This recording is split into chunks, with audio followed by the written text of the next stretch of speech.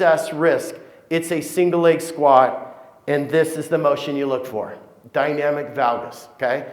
Now, we're gonna talk about that because based on what we know now, I'm gonna say that there's a couple other things that you should look for in a single leg squat, and you guys are gonna get to actually do that today in the lab. So you're gonna be able to do that with each other.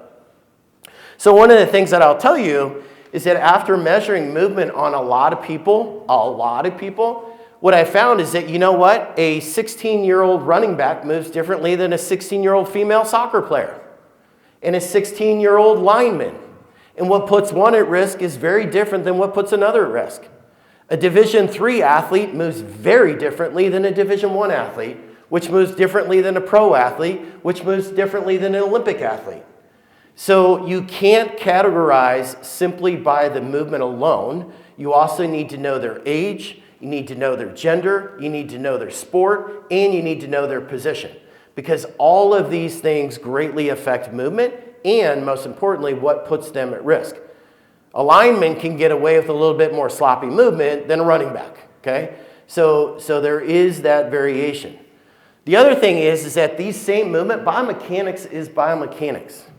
It doesn't matter if you're running down the field or if you're actively engaged in war in the theater and you're actively running down a field with full gear on, or you're a firefighter and you're running up a flight of stairs, or you're a police officer and you're jumping over barriers. Biomechanics is biomechanics.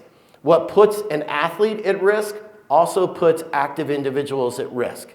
Now, there are going to be some quantifiable differences between them, but the movements are the same. Biomechanics does not change.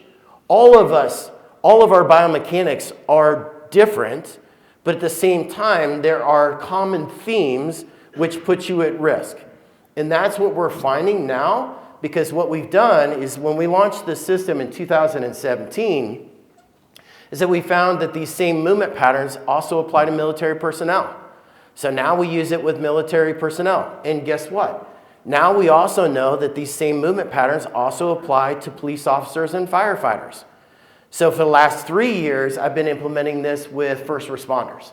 So now we have data on over 7,000 first responders. And the really cool thing is with technology, we are getting so much information.